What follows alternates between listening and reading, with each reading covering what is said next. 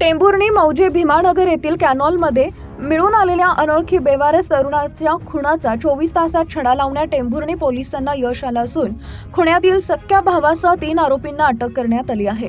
तो दारू पिऊन घरातील लोकांना त्रास देत असल्याने त्या त्रासाला कंटाळून त्याचा खून झाला असल्याचं प्राथमिक तपासात समोर आली असल्याची माहिती पोलीस निरीक्षक नारायण पवार यांनी दिली आहे। तीनही अटक आरोपींना 7 दिवसांची पोलीस कोठडी मिळाली आहे। आश्रम विठ्ठल करंडे वय वर्ष 31 राहणार फपाळवाडी तालुका बार्शी असं खून झालेल्या तरुणाचे नाव आहे। तर रणजित उर्फ सौरभ करंडे वय वर्ष 26, सचिन धर्मा चौधरी वय वर्ष 32 व सोमनाथ उर्फ श्याम मोहन तांबे वय वर्ष 32 राहणार तिघे फपाळवाडी तालुका बार्शी असं पोलीस कोठडी मिळालेल्या आरोपींची नावं आहेत। मौजे रांजणी भीमानगर इथं उजनी धरणाच्या मुख्य कॅनॉलमध्ये 30 ऑक्टोबर रोजी सकाळी 11 वाजेच्या सुमारास अनोळखी पुरुषाचा हातपाय दोरीनं बांधून त्यांचा दोरीला मोठा दगड बांधून खून करून पुरावा नष्ट करण्याच्या उद्देशाने त्यांची बॉडी उजनी कॅनॉलमध्ये फेकून दिलेली पोलिसांना मिळाली होती। पोलीस निरीक्षक नारायण पवार यांनी या घटनेची गंभीर दखल घेऊन स्वतंत्र पथक नेमून तपास पथक सुरू केला।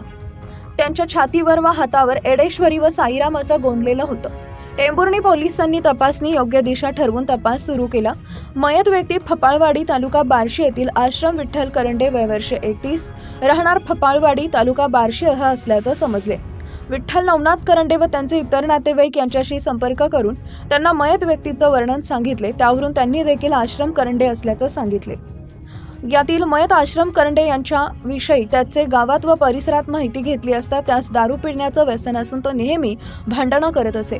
त्याच्यावर पोलीस ठाण्यात गुन्हे दाखल असल्याने व त्यानं वडिलांना देखील दारू पिण्यासाठी पैशाच्या कारणावरून शिवीगाळ केल्याची माहिती मिळाली। ते बाहेरच्या लोकांना त्रास देऊन दारू पिऊन त्रास देत असे असं देखील समजले। मयताचा भाऊ रणजित याच्याकडे चौकशी केली असता त्यानं मयत हा दारू पिऊन घरात तसेच बाहेरच्या लोकांना नेहमी त्रास देत असल्याचं सांगितले होते।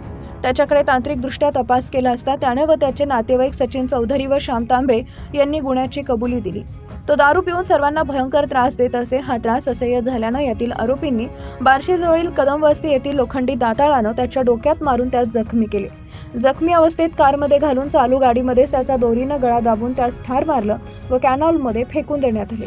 ही कामगिरी पोलीस अधीक्षक अतुल कुलकर्णी, अपर पोलीस अधीक्षक प्रीतम यावलकर, सहाय्यक पोलीस निरीक्षक अंजना कृष्णा व्हीएस यांच्या मार्गदर्शनाखाली स्थानिक गुन्हे शाखेचे पोलीस निरीक्षक संजय जगताप व टेंभुर्णीचे पोलीस निरीक्षक नारायण पवार, सहाय्यक पोलीस निरीक्षक विशाल वायकर यांच्यासह पथकानं पार पडले।